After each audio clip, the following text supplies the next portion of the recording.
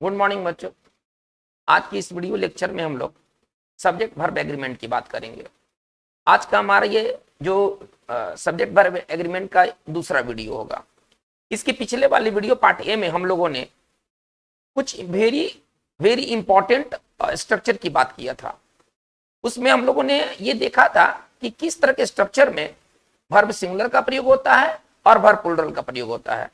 पहले तो आप इस सब्जेक्ट वर्ब एग्रीमेंट के बारे में सबसे बड़ी बात ये जाने ले कि इसमें केवल हमें दो वर्ब का प्रयोग करना है, कब वर्ब सिंगुलर होगा और कब वर्ब प्लूरल होगा। पूरे सब्जेक्ट वर्ब एग्रीमेंट में ना इसी बात का चर्चा है कि हम कब वर्ब सिंगुलर का यूज करेंगे और कब हम वर्ब प्लूरल का यूज करेंगे।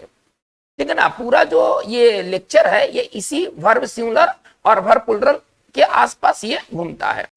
तो चलिए आज के इस वीडियो लेक्चर में हम लोग जहां से मैंने पहले ड्रॉप किया था पिछले वीडियो में, वहीं से हम लोग आगे लेके चलते हैं। ठीक है, देखिए आज का हमारा जो फर्स्ट स्ट्रक्चर होगा वो ईच और एवरी से जुड़ा हुआ होगा। देखिए आपको बताना चाहता हूं कि ईच एवरी का चर्चा इसके पिछले वाले वीडियो डिटरमिनर वाले वीडियो में हुआ है। अगर आपको ज्यादा जानकारी की जरूरत है तो आप वहां जाकर के इसके बारे में डिटेल जानकारी ले सकते हैं। चलिए मैं यहाँ केवल एक ब्रीफ बात करूंगा जहां पर हमारा संबंध सब्जेक्ट वर्ब और एग्रीमेंट से है। तो ये बताना चाहता हूं कि ईच एवरी के बाद नाउन आएगा। ठीक है ना। तो जो नाउन होगा ना वो सिंगुलर होना चाहिए। ईच एवरी के बाद आने वाला नाउन सिंगुलर होना चाहिए। बहुत इंपॉर्टेंट ये बात है, बहुत ही इंपॉर्टेंट ये स्ट्रक्चर है आपके लिए।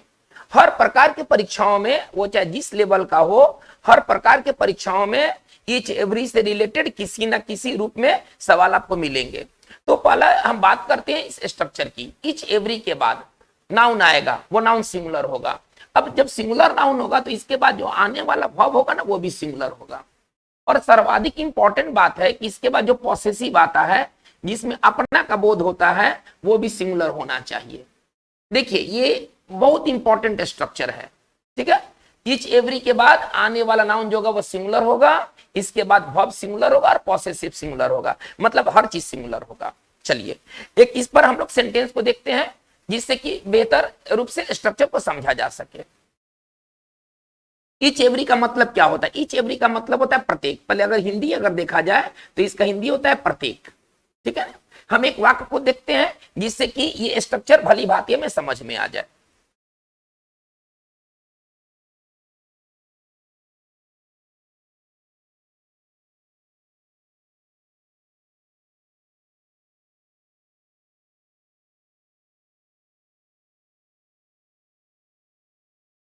चलिए एक बहुत ही साधारण सा वाक्य लिखा हूं।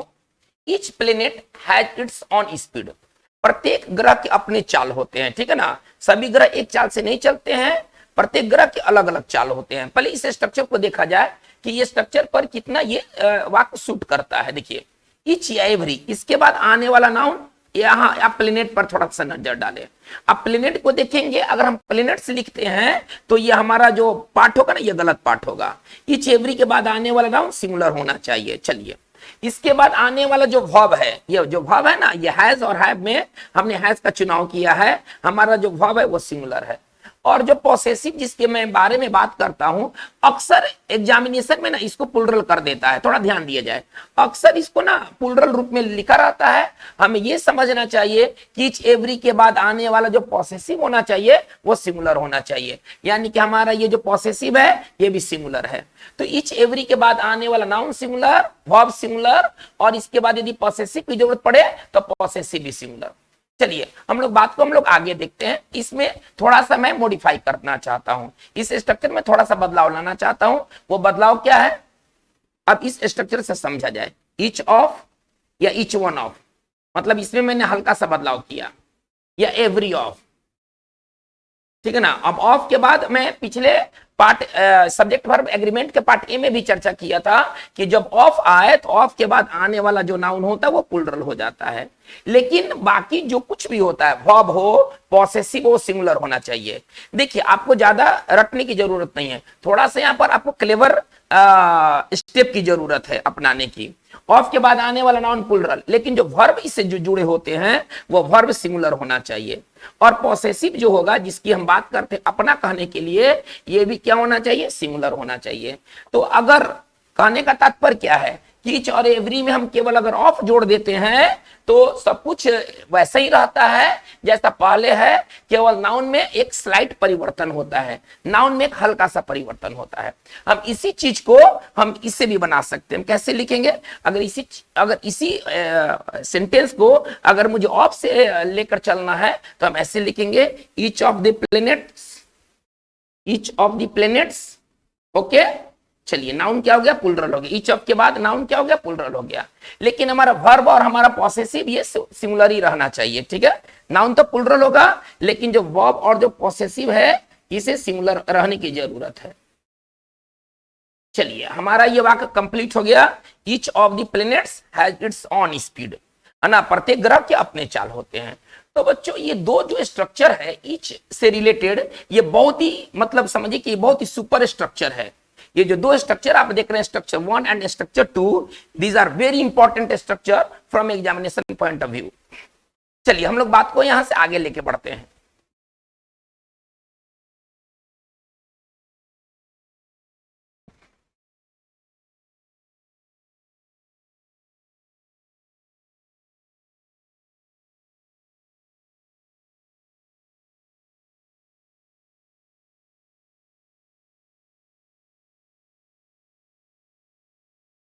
देखिए अब हम नेक्स्ट स्ट्रक्चर की चर्चा करते हैं। वो स्ट्रक्चर जुड़ा हुआ है आइदर, नाइदर और नन से। ये आइदर, नाइदर और नन से जुड़े हुए structure, these are very very important structure. आप इनके बारे में जितना पढ़िए उतना ही कम होगा, ठीक है ना। प्रत्येक परीक्षाओं में, वो इंग्लिश जो पेपर की परीक्षाएं होती हैं, लगभग प्रत्येक परीक्षाओं में each every, either, neither, none से परीक्षा में जुड़े हुए आपको सवाल मिलेंगे। तो आपके एग्जामिनेशन दृष्टिकोण से ये बहुत इंपॉर्टेंट स्ट्रक्चर होंगे। चलिए इसको थोड़ा सा देखा जाए। स्ट्रक्चर क्या कहता है? आइदर, ठीक है ना। देखिए जो रूल आइदर के लिए होगा वही रूल नाइदर के लिए भी होगा। आइदर और नाइदर का हिंदी अलग अलग होता है लेकिन उनके स्ट्रक्चर सेम होते हैं, ठीक है ना। या आइदर का जो हिंदी होगा वो होगा दोनों। पहले हम आइदर का पहले हिंदी थोड़ा क्लियर कर ले। आइदर का जो हिंदी होगा वो होगा दोनों। चलिए आइदर के बाद नाउन आएगा। ओके, नाउन कैसा होना चाहिए? यहां पर नाउन फिक्स है कि नाउन सिंगुलर होगा। और जब नाउन सिंगुलर होगा तो हमें ज्यादा सोचने की जरूरत नहीं है, वर्ब भी क्या होना चाहिए? सिंगुलर होना चाहिए, ठीक है। अगर हम एक वाक्य को, एक सिंपल सा वाक्य लेते हैं जिसे इस स्ट्रक्चर को बेहतर से समझा जा सके। Okay,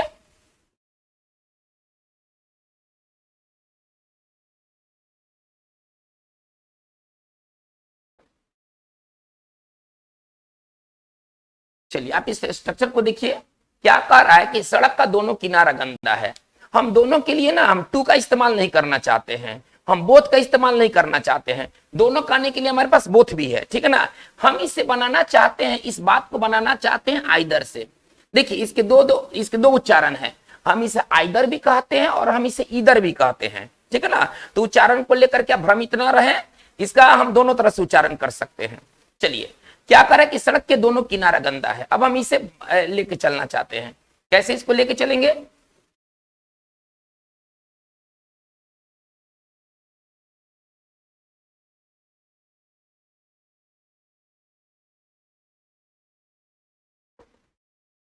either side of the road is dirty, ठीक है ना। सड़क का दोनों किनारा गंदा। अब आप स्ट्रक्चर से इसे समझे बेहतर।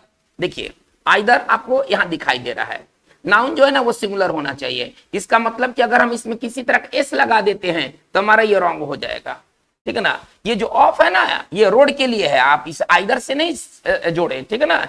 ये जो ऑफ है ना ये रोड के लिए है। तो इसका मतलब है कि इस ऑफ को आइदर से कोई मतलब नहीं है। वर्ब कैसा होना चाहिए? आप स्ट्रक्चर को देख रहे हैं, वर्ब कैसा होना चाहिए? वर्ब सिंगुलर होना चाहिए। तो ये हमारा जो सेंटेंस है वो पूरी तरह से इस स्ट्रक्चर को सेटिस्फाई कर रहा है। चलिए अब हम इसी में थोड़ा सा परिवर्तन करना चाहते हैं। ओके, चलिए अब हम इसमें थोड़ा सा ऑफ लगाना चाहते हैं। अब हमारा अगला स्ट्रक्चर होगा आइदर ऑफ। थोड़ा ध्यान दिया जाए। अब हमारा स्ट्रक्चर होगा आइदर ऑफ। अब इसके बाद का नाउन क्या होना चाहिए?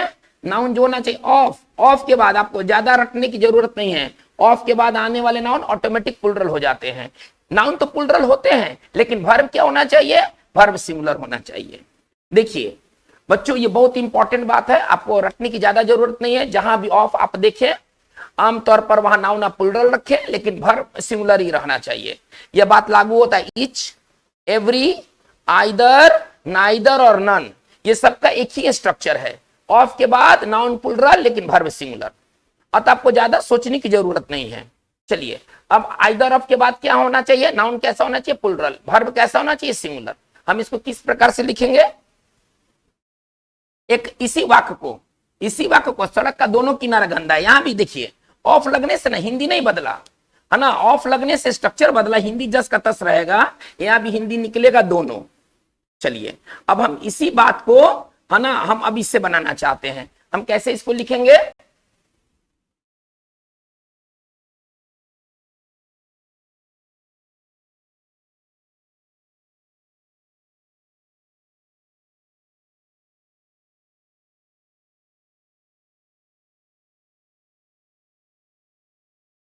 चलिए बहुत ही आसान चीज है ये। देखिए, either of the roads is dirty, क्या किया हूं, आइदर के बाद ऑफ लगाया गया, ठीक है ना। रोड का नाउन, देखिए नाउन जो है ना, नाउन प्लूरल हो गया, लेकिन वर्ब क्या रहा, वर्ब सिंगुलर रहा। तो बहुत ही और बहुत इंपॉर्टेंट लेकिन आसान ये स्ट्रक्चर है। देखिए, अब जैसा नियम आइदर के साथ है वैसा नियम नाइदर के साथ भी है। नाइदर का भी सेम स्ट्रक्चर होगा। चलिए नाइदर के स्ट्रक्चर को देख लेते हैं। नाइदर, इसको नीदर भी पढ़ा जाता है, plus noun singular, verb singular, थोड़ा ध्यान दिया जाए। अब इसमें अगर हम ऑफ लगा देते हैं तो स्ट्रक्चर कैसा हो जाएगा, नाइदर प्लस ऑफ, ऑफ के बाद क्या होना चाहिए, नाउन प्लूरल, लेकिन वर्ब कैसा होना चाहिए, वर्ब सिंगुलर। तो बच्चों ये बहुत इंपॉर्टेंट स्ट्रक्चर है और आप इसे बार बार पढ़ें। ये आप इस पर जितना मेहनत करेंगे वो मेहनत कभी व्यर्थ नहीं जाने वाला है। चलिए, अब हम इसको सेंटेंस में भी हम डील कर सकते हैं। थोड़ा हम बात को हम आगे की ओर ले चलते हैं, उससे ये नाइदर वाली बात और बेहतर समझ में आएगा।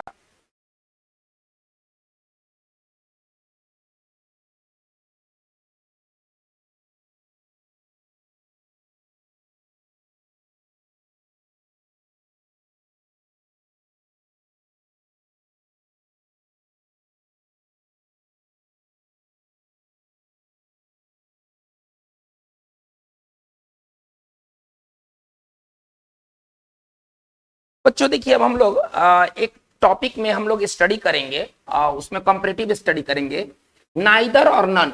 अब हम नाइदर और नन को साथ में लेके चल रहे हैं, ठीक है ना। दोनों का मतलब नहीं होता, लेकिन दोनों में अंतर क्या है, नाइदर का भी अर्थ नहीं, नन का भी अर्थ नहीं, लेकिन दोनों में ना अंतर क्या है, थोड़ा सा इस बात को एक बार फिर से देखा जाए।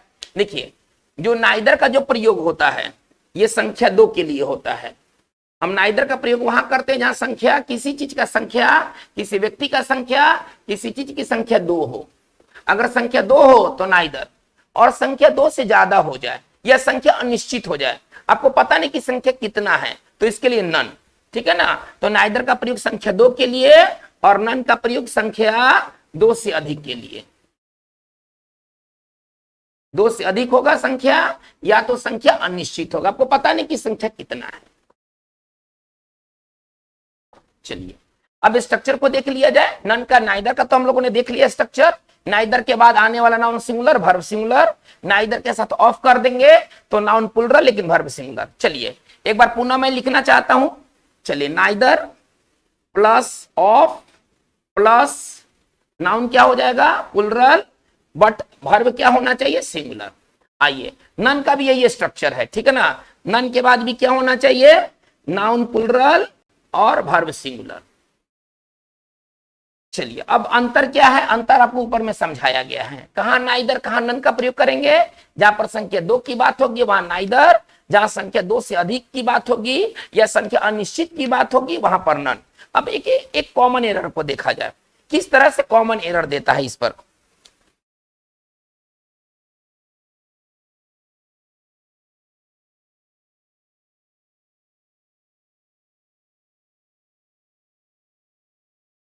चलिए, आप इस पहले क्वेश्चन को देखिए, कह रहा है क्या कि none of the twins is alive now, मतलब 2 जुड़े हुए बच्चे जन्म लिए, अब ये जुड़े हुए बच्चे जीवित नहीं है, कहने का मतलब वो डेड कर चुके हैं। आइए इसमें हम एरर देखते हैं। ट्विन में संख्या कितना होता है, देखिए खोल के नहीं लिखेगा, ये आपको समझना होगा कि यदि बच्चे ट्विन है तो बच्चे 2 हैं।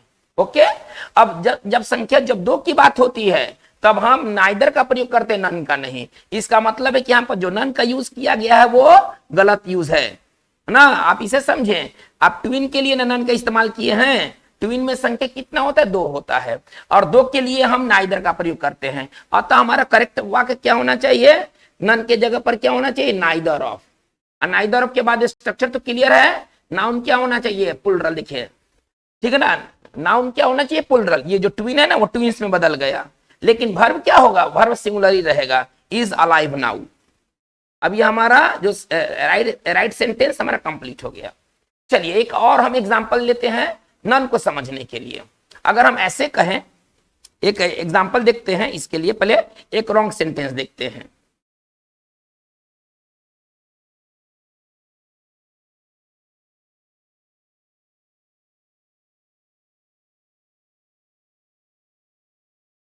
चलिए आप इस पहले सेंटेंस को देखिए। एक सेंटेंस में आपको गलत कहां नजर आ रहा है, कर रहा है क्या, neither of the shops is open today. आज कोई भी दुकान नहीं खुली है। आपको पता है कि दुकान 2 है या दुकान 20 है या दुकान 200 है, संख्या तो नहीं दिया गया कि दुकान कितने हैं। नाइदर का प्रयोग वहीं करेंगे जहां पर क्लियरली रूप से संख्या 2 हो। ओके, नन का प्रयोग वहां करते हैं जहां संख्या 2 से ज्यादा हो अथवा संख्या अनिश्चित हो। लेकिन हमें दुकान की संख्या के बारे में कोई जानकारी नहीं है कि दुकान कितने संख्या में है। जाहिर सी बात है कि यहाँ पर एक अनिश्चित संख्या का बोध होता है, और जब अनिश्चित संख्या का बोध होता है तो बच्चों क्या प्रयोग करना चाहिए, नाइदर और नन में हम नन को चुनेंगे। ओके, तो इसका मतलब है कि हमारा इस पार्ट में जो नाइदर का प्रयोग किया गया है वो गलत प्रयोग किया गया। ओके, यहाँ पर क्या होना चाहिए, नन ऑफ। देखिए अब नॉन ऑफ के बाद आप क्या देख रहे हैं, नाउन क्या है, प्लूरल है, लेकिन वर्ब क्या है, वो सिंगुलर है। तो बाकी बात है जस का तस रह जाएगा। चलिए तो हम अब ये समझते हैं कि हमारा नाइदर नन हमारा क्लियर हो चुका है। चलिए बच्चों इस स्ट्रक्चर के बात को हम लोग आगे लेके चलते हैं।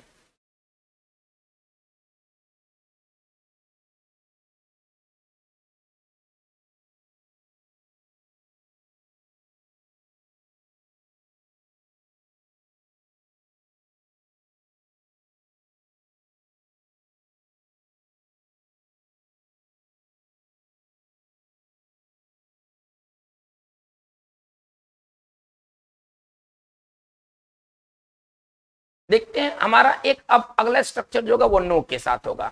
नो के बाद नाउन कैसा होना चाहिए, ये थोड़ा सा कंफ्यूजन पैदा करता है। हमें क्या लिखना चाहिए, पहले एक सवाल पहले मैं आप लोगों के समक्ष रखता हूं, हमें क्या लिखना चाहिए, आई हैव नो पेन ये लिखना चाहिए, या आई हैव नो पेन हमें क्या लिखना चाहिए।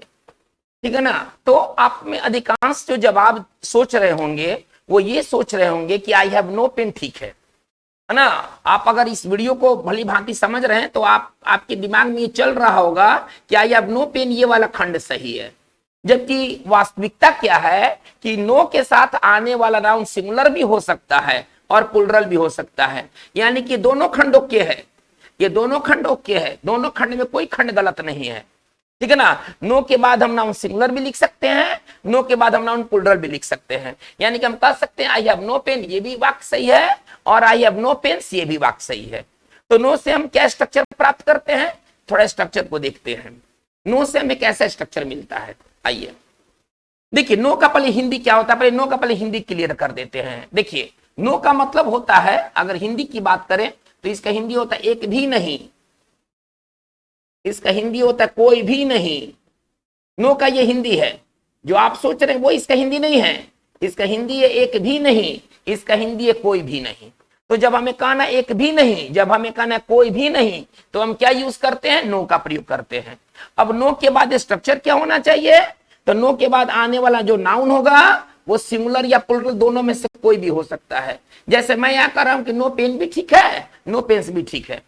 ओके, तो नो के बाद जो नाउन आएंगे वो सिंगुलर या प्लूरल दोनों में से कोई भी हो सकते हैं। अब इसके बाद वर्ब की जरूरत है, तो जैसा नाउन सिंगुलर तो वर्ब सिंगुलर, और नाउन प्लूरल तो वर्ब प्लूरल। चलिए अब इस एक सेंटेंस से हम बेहतर समझ सकते हैं।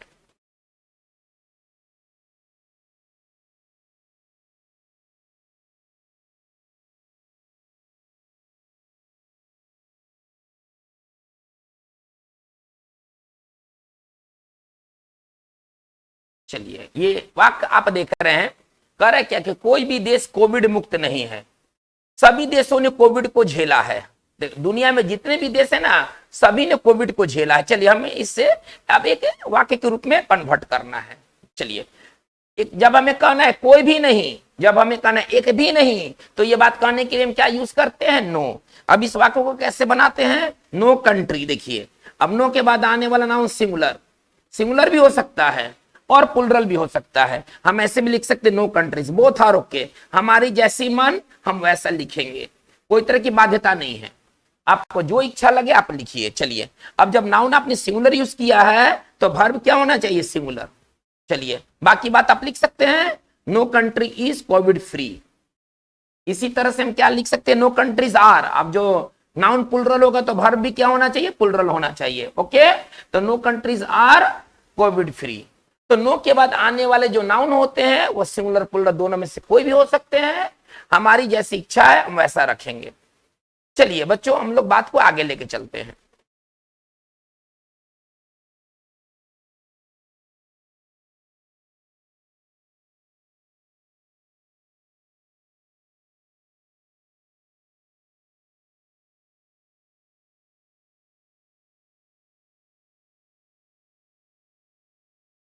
देखिए अब हम लोग पढ़ेंगे क्या? अब हम लोग सब्जेक्ट वर्ब एग्रीमेंट में ये स्ट्रक्चर वाली बात इतनी रही, ये पिछले वीडियो से स्ट्रक्चर वाली बात जारी है और इस वीडियो में इतनी तक बात स्ट्रक्चर की रही है। अब हम लोग कुछ और भी रूल्स को देखते हैं जो कि सब्जेक्ट वर्ब एग्रीमेंट से रिलेटेड प्रॉब्लम बनाने में बड़ी मददगार साबित होने वाले हैं। चलिए देखिए, एक आम सोच क्या होता है कि सिंगुलर नाउन के साथ वर्ब सिंगुलर और प्लुरल नाउन के साथ वर्ब प्लुरल। हम आमतौर पर क्या देखते हैं? एसएसपीपी का रूल देखते हैं ना, सिंगुलर सब्जेक्ट सिंगुलर वर्ब और प्लुरल सब्जेक्ट प्लुरल वर्ब। चलिए अब हम लोग इस दायरे से बाहर निकलते हैं। ये जो दायरा है ना, इससे हम लोग बाहर आते हैं। देखिए कभी कभी क्या होता है कि नाउन देखने में प्लुरल लगता है लेकिन एक्चुअली वो प्लुरल होता नहीं है। ऐसा नहीं है कि जो जिसमें एस लग जाए, ऐसा नहीं है कि अगर किसी नाउन में अगर हम एस लगा दें तो वो प्लुरल नहीं होगा। हाँ, आमतौर पर होता है, आमतौर पर नाउन में अगर हम एस लगा देते हैं तो वो नाउन प्लुरल होते हैं, लेकिन यह बात सभी नाउन के लिए सच नहीं है। कुछ ऐसे भी नाउन है जिसके साथ एस लगा हुआ रहेगा लेकिन वो नाउन सिंगुलर नाउन होगा। ठीक है, देखिए यदि अब हम आगे रूल की ओर बढ़ते हैं। देखिए यदि कोई प्रॉपर नाउन हो, यदि कोई प्रॉपर नाउन हो, आप ऐसे समझिए प्रॉपर नाउन होगा जैसे नाम। नाम क्या होता है? प्रॉपर नाउन होता है। तो ये नाम होगा, ये प्रॉपर नाउन होगा, किसी देश को दिखलाएगा, किसी संस्था को दिखलाएगा या किसी किताब को दिखलाएगा। मतलब कि वैसे प्रॉपर नाउन जो किसी देश को दिखलाए, संस्था को दिखलाए, किताब को दिखलाए, है ना, ये प्रॉपर नाउन होंगे लेकिन प्लुरल रूप में होंगे। तो रूल क्या कहता है सब्जेक्ट वर्ब एग्रीमेंट का कि प्लुरल प्रॉपर नाउन, थोड़ा ध्यान दिया जाए, प्लुरल प्रॉपर नाउन्स, जो प्लुरल प्रॉपर नाउन होते हैं वो टेक सिंगुलर वर्ब, उनके साथ वर्ब कैसा होना चाहिए? सिंगुलर वर्ब होना चाहिए। ये जबरदस्त बात है कि यदि कोई प्रॉपर नाउन है, यदि वो प्लुरल फॉर्म में भी होता है तो उसके साथ वर्ब कैसा लगना चाहिए? सिंगुलर। बहुत इंपॉर्टेंट ये रूल है, आप इसको समझिए। ठीक है ना, इससे काफी आपको सवाल देखने को मिलेंगे। अब जैसे कि हम कुछ एग्जांपल से इस बात को जस्टिफाई करते हैं कि वो प्रॉपर नाउन होगा, प्लुरल रूप में होगा, वर्ब उसके साथ सिंगुलर लगेगा। आपके लिए एग्जांपल ये रहा।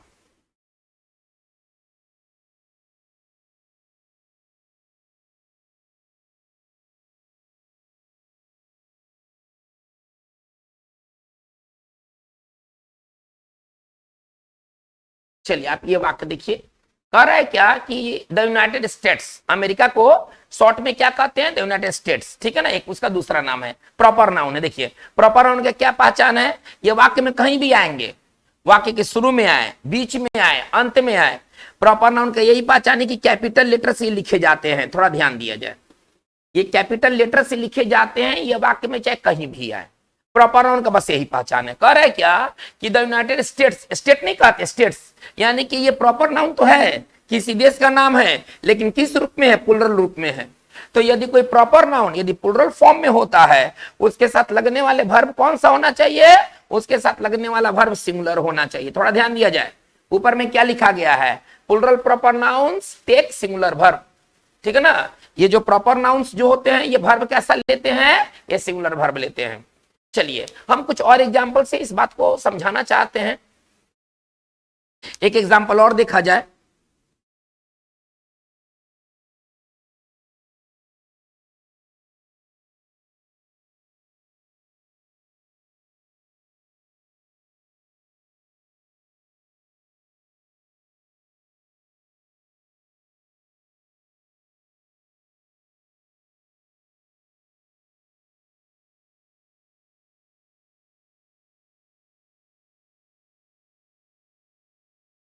चलिए क्या कह रहा है, पहले आप इस एग्जाम्पल को आप देख रहे होंगे।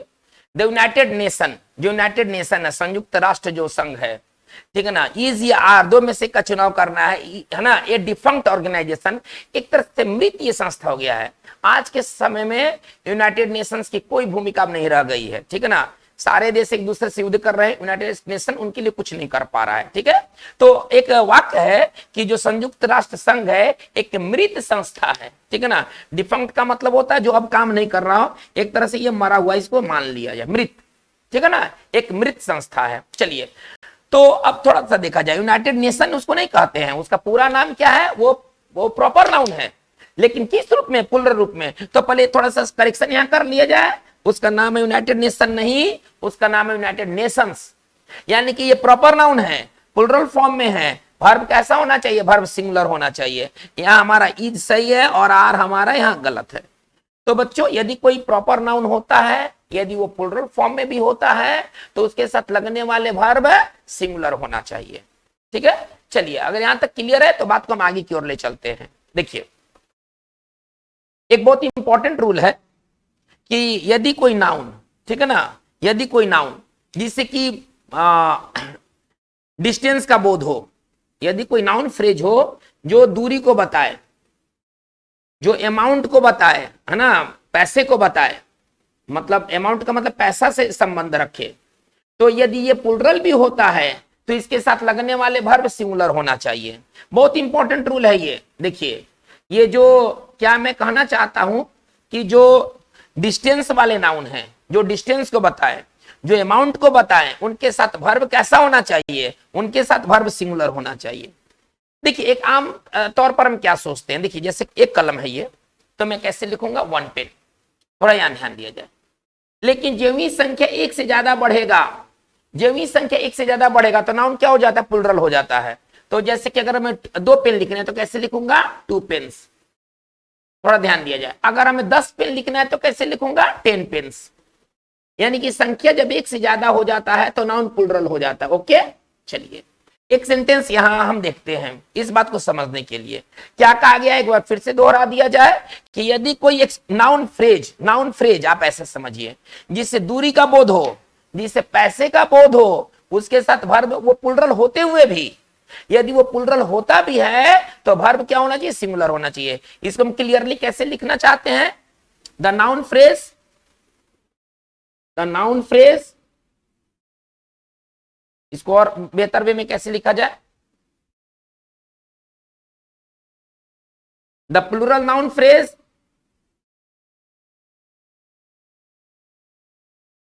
indicating distance or amount, distance और अमाउंट, ठीक है ना, टेक्स सिंगुलर वर्ब। देखिए आप यहां से बात को बेहतर समझ सकते हैं कि यदि कोई नाउन फ्रेज हो जो कि प्लुरल वो रूप में हो और वो किसको दिखलाए, वो दिखलाए दूरी को, दिखलाए डिस्टेंस को, दिखलाए वह पैसे को दिखलाए, उसके साथ वर्ब कैसा होना चाहिए, उसके साथ वर्ब सिंगुलर होना चाहिए। चलिए इसे हम बेहतर रूप से एक एग्जांपल से समझ सकते हैं।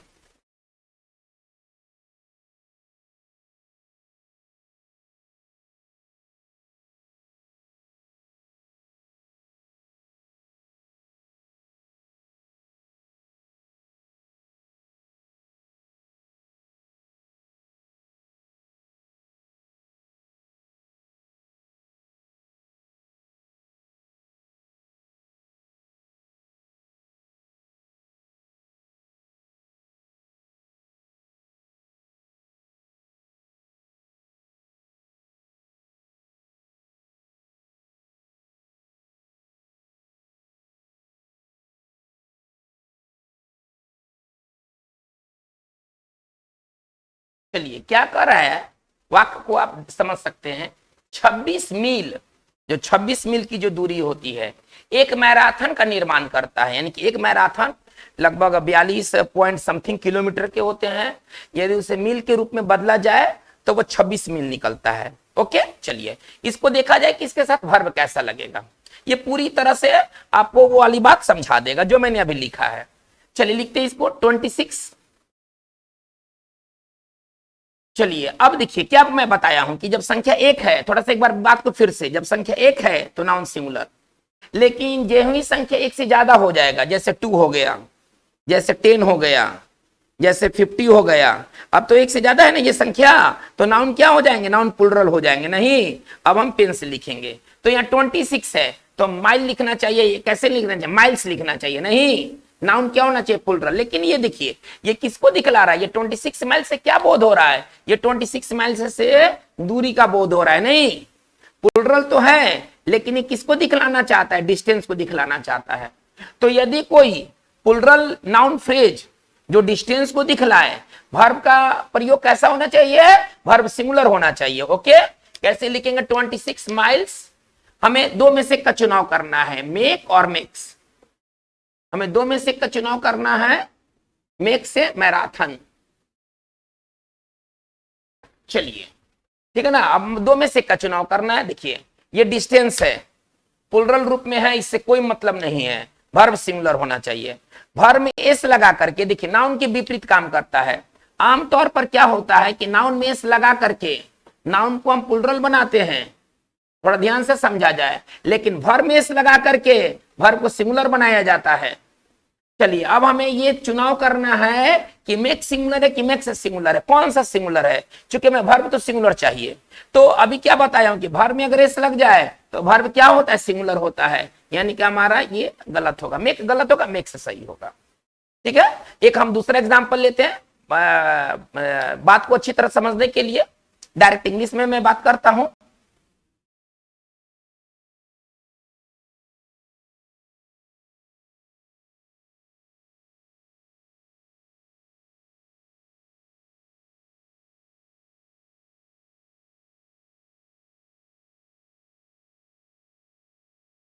चलिए आप इस वाक्य को देखिए, कह रहे क्या कि 500 रुपया एक मामूली सी रकम है। ठीक है ना, 500 रुपया एक मामूली से, अमाउंट का मतलब रकम या पैसा, 500 रुपये एक मामूली सी रकम है। देखिए 5 था, 5 अब एक से ज्यादा है ना, तो एक से ज्यादा है कि तो नाउन क्या हो जाएंगे, प्लुरल। 5 है तो रुपीज लिखेंगे ना, इतना तो समझ में आ रहा है, रुपी नहीं लिखेंगे, रुपीज लिखेंगे, क्योंकि 5 के बाद नाउन कैसा होना चाहिए, प्लुरल होना चाहिए।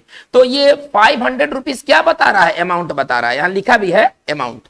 चलिए तो ये 500 रुपीज अमाउंट बता रहा है। वर्ब कैसा होना चाहिए, वर्ब सिंगुलर होना चाहिए। अतः इस वाक्य में हमारा इज सही है और आर गलत है। तो बच्चों ये बहुत ही इंपॉर्टेंट स्ट्रक्चर है। यदि कोई प्लुरल नाउन हो जो कि डिस्टेंस बताए, अमाउंट बताए, लेकिन उसके साथ वर्ब जो होगा वो सिंगुलर होगा। चलिए हम लोग बात को आगे लेके चलते हैं। देखिए कुछ नाउन ऐसे हैं, ठीक है ना, जो देखने से सिंगुलर लगेंगे, लगेगा कि सिंगुलर है, लेकिन एक्चुअली वो सिंगुलर नाउन नहीं होंगे, वो प्लुरल नाउन होंगे। लेकिन उनमें एस, देखिए हमारे दिमाग में एक बात पहले से धंसा हुआ है, एस लगेगा तो प्लुरल मानेंगे। अगर किसी नाउन में अगर एस लगेगा तो प्लुरल मानेंगे, हम आमतौर पर ये सोचते हैं। लेकिन कुछ नाउन ऐसे भी हैं जिनमें एस नहीं लगता है, इसके बावजूद वो प्लुरल हैं। जैसे उदाहरण के तौर पर मैं कहूं तो हमारे कुछ नाउन हैं, कैटल, थोड़ा ध्यान दिया जाए, पुलिस, पोल्ट्री, थोड़ा ध्यान देते हैं, स्टाफ, क्रू, कलर्जी, ठीक है ना, डियर। देखिए हम क्या देख रहे हैं कि ये इसी रूप में प्लुरल है, आपको एस लगाने की कोई आवश्यकता नहीं है। कैटल में एस नहीं लगता है, ये तो समझिए कि ये सुपर गलत है। पुलिस में एस नहीं लगेगा, ये बिना एस के ही प्लुरल है। तो रूप से तो सिंगुलर दिखलाई देते हैं। ये सभी जो नाउन मैंने लिखा है, बाकी के लिए मैंने एटसेट्रा लिख दिया। चलिए 2-4 आपको और नाउन मिल जाएंगे, मैं सारे का जिक्र नहीं कर रहा हूं, हम बस उन्हीं नाउन की चर्चा कर रहे हैं जो कि एग्जामिनेशन पॉइंट ऑफ व्यू से बहुत वाइटल है, बेकार की बात नहीं। आइए, तो कहने का मतलब कि cattle, police, poultry, staff, crew, clergy, deer, ये वैसे नाउन हैं जो बिना एस लगे प्लुरल हैं। अब इनके साथ वर्ब कैसा लगेगा, तो plural noun takes plural verb, ठीक है ना। इनके साथ जो वर्ब होंगे वो वर्ब कैसे होंगे, इनके साथ जो वर्ब होंगे वो प्लूरल होंगे। थोड़ा ध्यान दिया जाए, इनके साथ वर्ब कैसा लगना चाहिए, प्लूरल वर्ब लगना चाहिए। थोड़ा वाक्य से इनको समझा जा सकता है। कैटल का मतलब मवेशी, समझ रहे हैं। पुलिस तो पुलिस होते हैं। पोल्ट्री मतलब मुर्गी, जहां मुर्गी पालन होता है पोल्ट्री फार्म कहते हैं उसे। पोल्ट्री मतलब मुर्गी। स्टाफ का मतलब कर्मचारी, ठीक है ना। क्रू का मतलब होता है जहाज पर सवार दल को क्रू कहते हैं।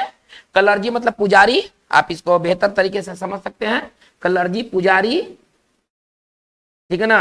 क्रू का मतलब सवार दल को क्रू कहते हैं। चलिए, और डियर मतलब हिरन।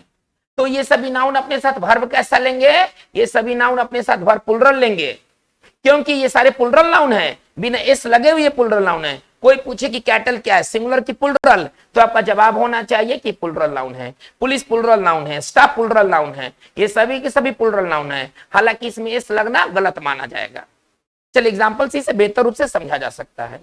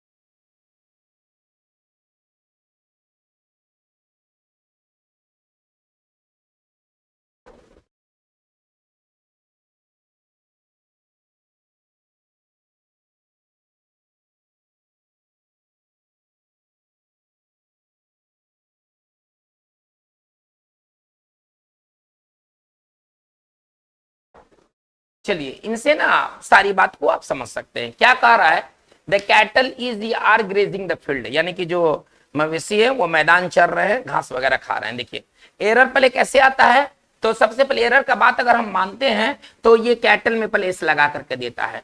तो सबसे पहले ये समझा जाए कि कैटल में इसका प्रयोग नहीं होगा, ये इसी रूप में प्लूरल है, अलग से इस लगाने की आवश्यकता नहीं है, ठीक है।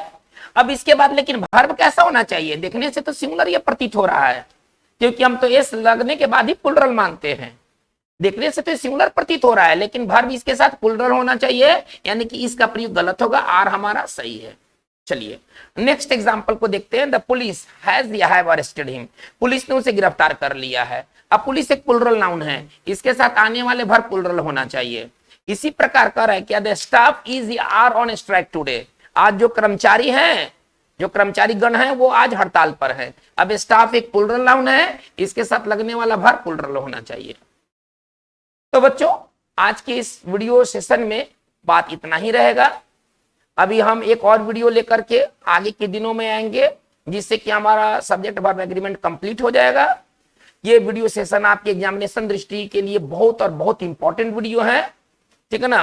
मैं समझता हूं कि हमारे सारे कॉन्सेप्ट क्लियर हो गए होंगे अभी तक के, और आज की बात बस इतना ही रहेगा।